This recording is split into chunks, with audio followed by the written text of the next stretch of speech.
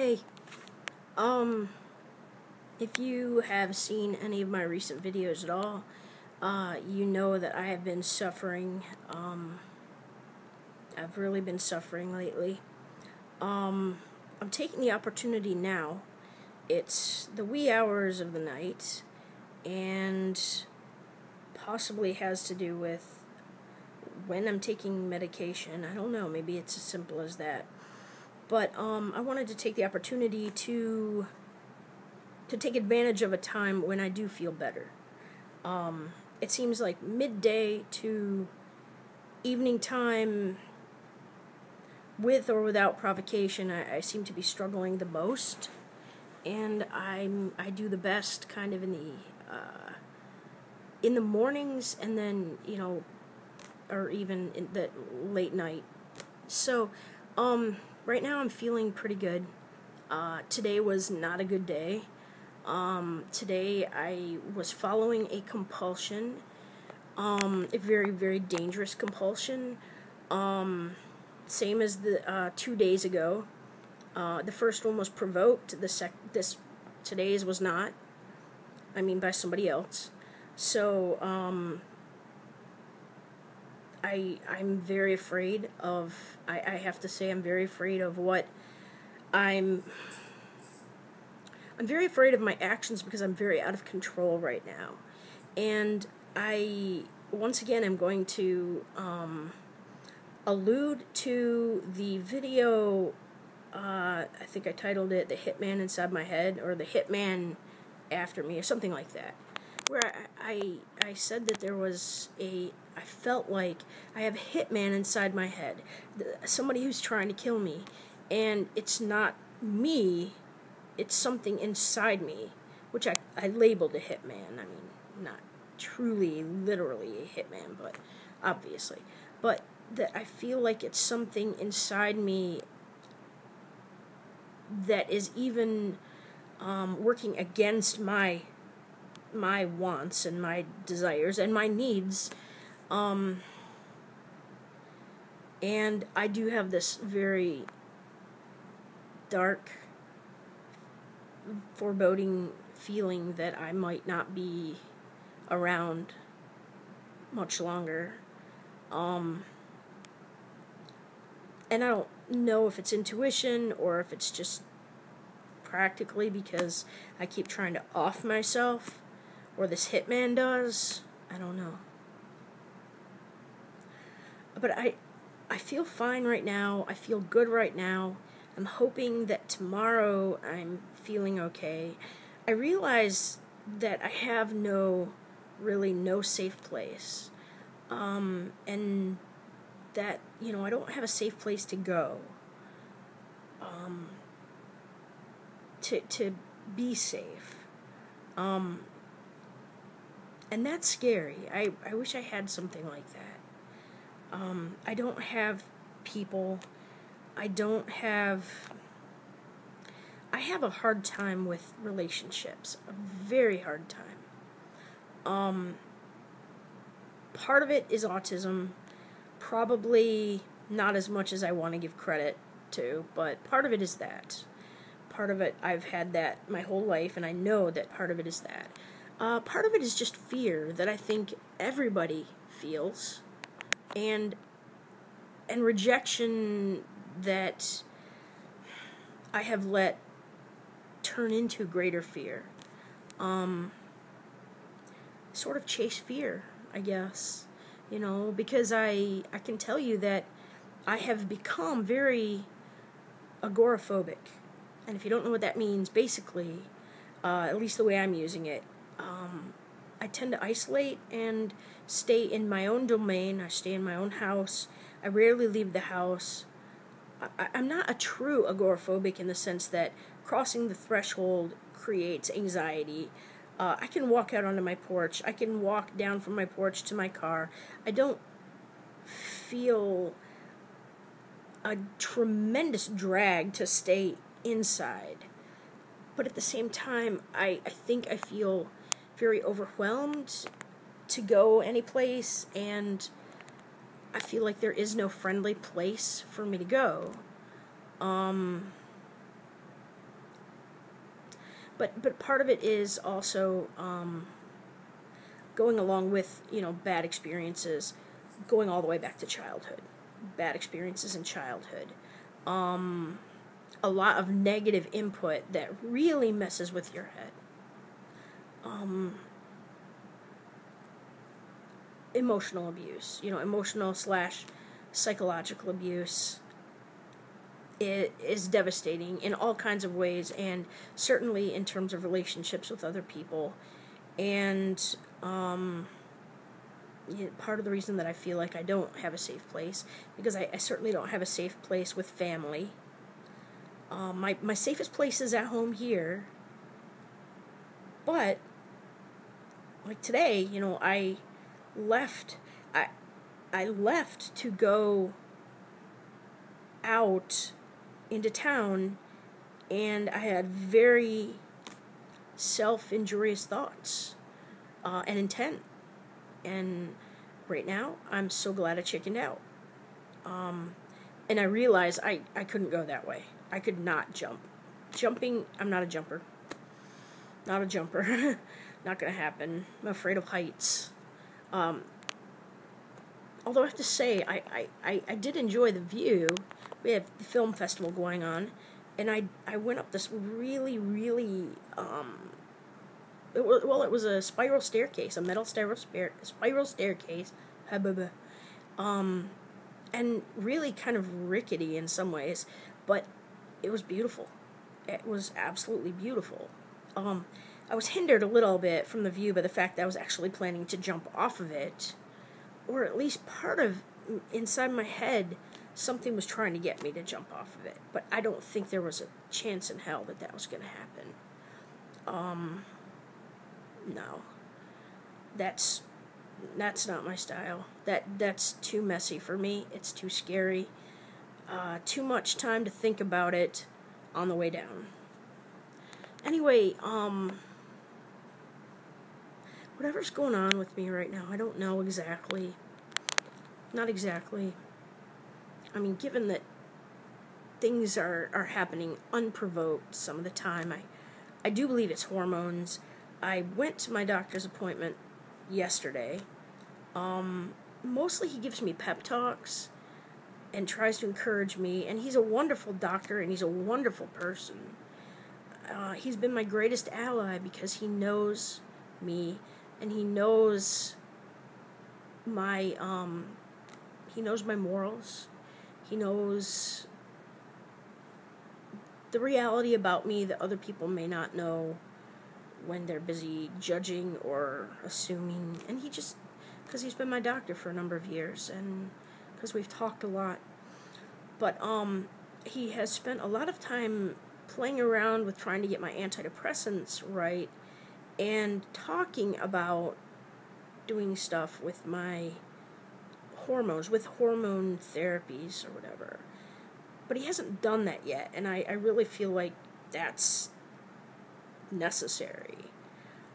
Being 45 years old, perimenopausal, and mood swings unlike I've ever had in my life. These are not PMS mood swings. These are mood swings where it's like, la la la la la, everything's happy, and suddenly I'm going to go jump off of a parking structure.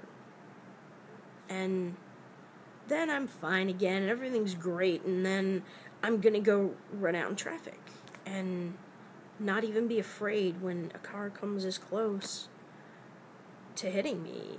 And I'm not right in the head right now. I mean, that's for sure. And I'm all alone, except for all of the other people who might be in my head. At least the Hitman, if there's nobody else up there. There's him. And he ain't great company, I'll tell you. He's kind of a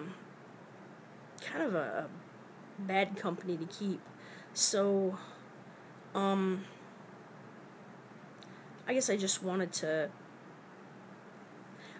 to speak when I wasn't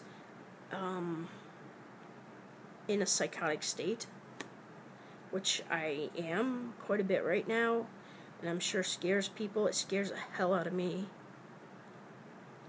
It scares the hell out of me. My problem is I cannot find, the problem I keep complaining about, I cannot find anybody around here to help me. I cannot find anybody around here to help me.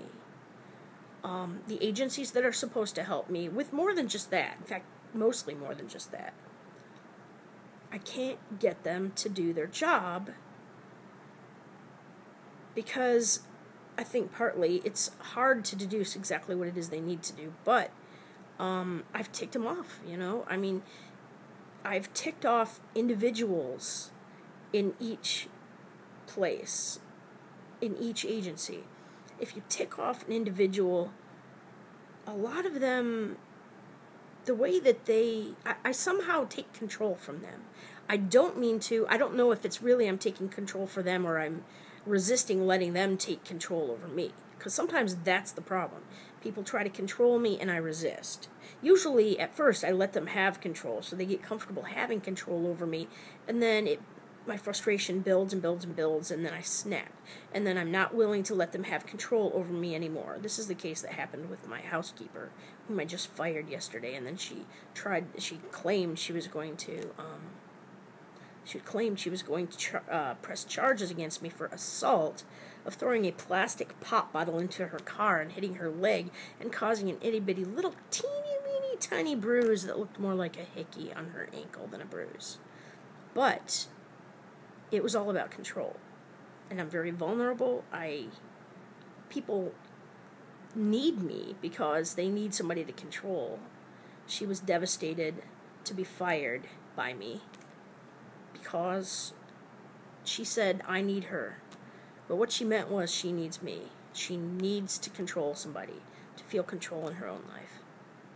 Anyway, what I was saying about those agencies is just that I've ticked off individuals, whether, for whatever reason. And individuals who need to control people, control them by refusing services. They refuse their services. And if I went to the right person above their head, of course, within the agency, I just have to find out who that is and not tick that person off. Because then I can have rights through that agency, the rights I'm supposed to have. Like disability, I have autism, I have a documented disability. The Disability Advocate's Office, we get along great. I got along great with my disability advocate until one day I went in there, and I did go in there when I didn't have an appointment. And that was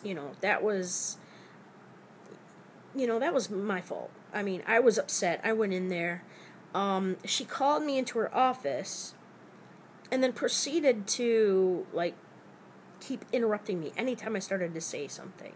Now, the problem with that is that I had gone to her office, had asked for an advocate for the specific purpose of having somebody I could communicate to who would let me speak, because I do speak slowly sometimes. I do speak very inefficiently sometimes.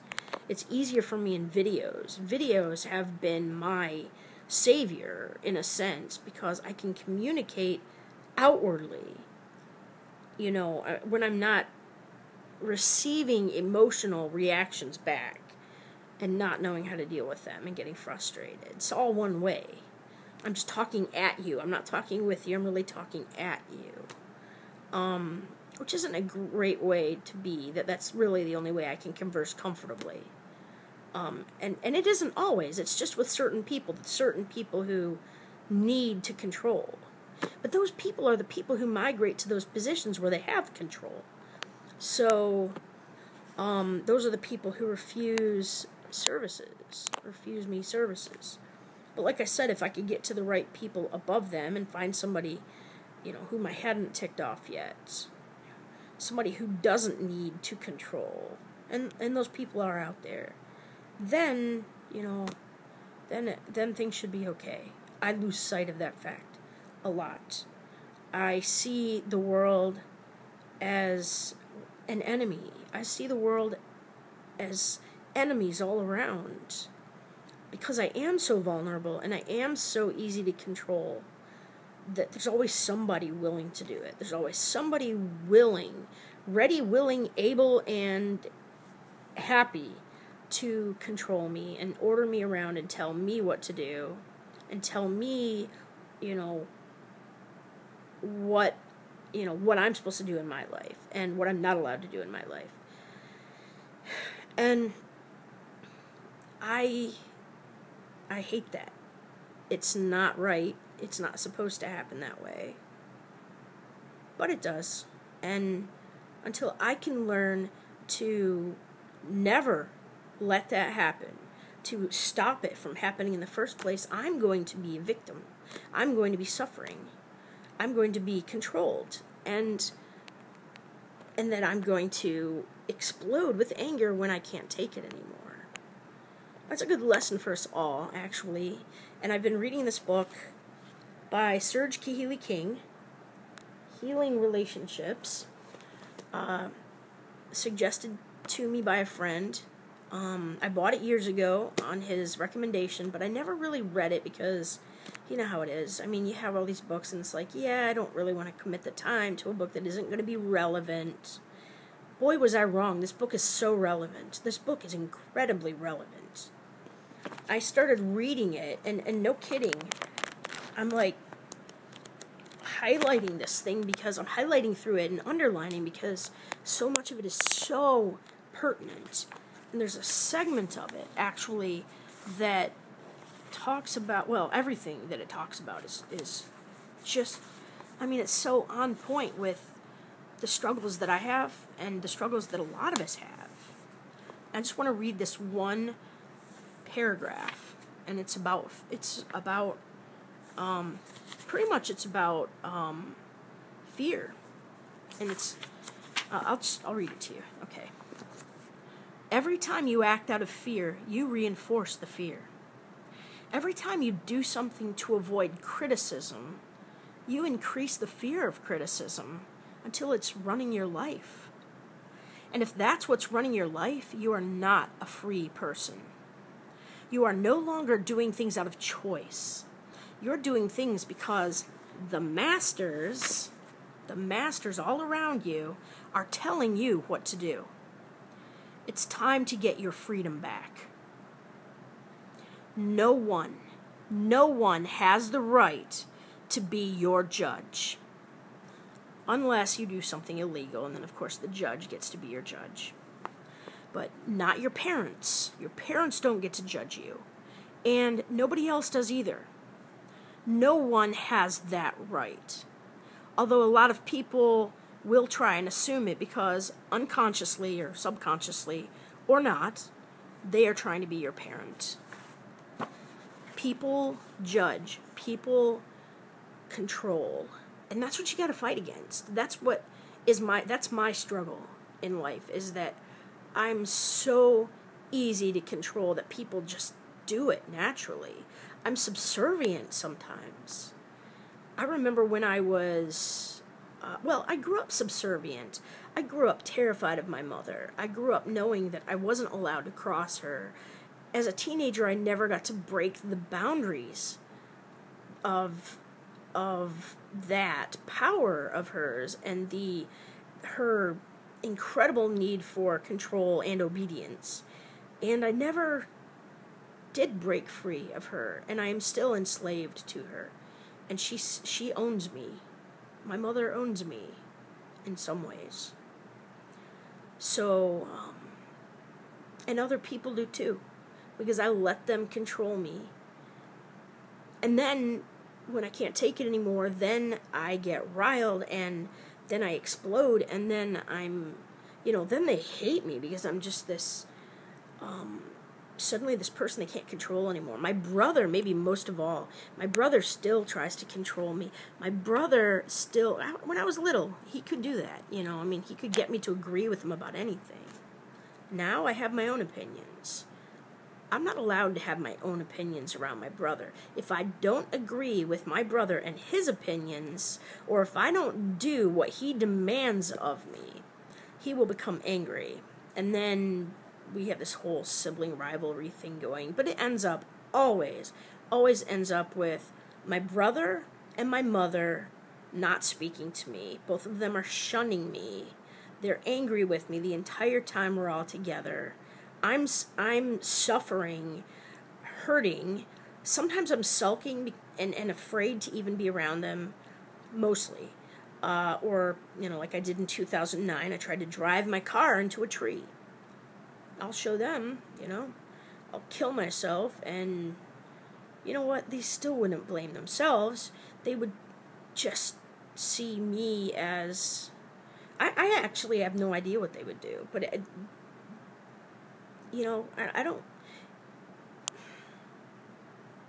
don't know. I really don't know. I mean, I shouldn't have to even question something like that. But, anyway, for me, control. I have to fight to maintain control of my own life. I don't feel the need to control others initially, but I might feel the need, and I might even be doing this, and if I am, I need to attend to it. I might be trying to control them back, trying to control them in the sense of, like, yanking their figurative arms off of me and saying, leave me alone. You don't own me, don't control me. In that sense, I might be. I'm not sure that that's wrong. I'm thinking that's probably the best thing you can do if you are controlled. But, anyway, I'm starting to ramble, so I'm going to close and just say, Healing Relationships, Serge Kahili King. This is a masterful book. It really is. Everything I've read in here so far, I've been just crazily highlighting through this thing and underlining and going, holy cow, that's me. Oh my gosh, that's my problem. That's the problem I'm having. And it tells you how to deal with them. It doesn't just throw problems at you. Yep, I have that problem. Yep, I have that problem. Still doesn't tell me what to do. No, this book has solutions too. It has reasonably practical solutions, as I've seen so far. Ways of thinking. Exciting things to give hope. And I hope that I can keep myself safe enough with whatever's going on with me right now, these days, hormonally, that I can actually get through this book and benefit from it and be able, to keep myself safe and not be, I guess, not be afraid of ending my own life. Not have to fear that I'm going to end my life. That I'm going to do something, whether it's, jumping off of a parking structure or driving into the bay or something. Just not have those thoughts, I don't want to have those thoughts. And I don't want to feel that horrific pain that I've been feeling, that suffocating pain of people controlling me, people judging me, people treating me like I'm less than human, because I'm not. And when they treat you that way, no, I'm not going to finish that sentence, but you know where I'm going with that. If somebody else treats you like they're better than you, 'tis not so. Everybody deserves the right to be who they are and to not be judged for it and to not be controlled. Everybody has that right. So it's just a matter of remembering that. That's all I've got. That's it. So, good night.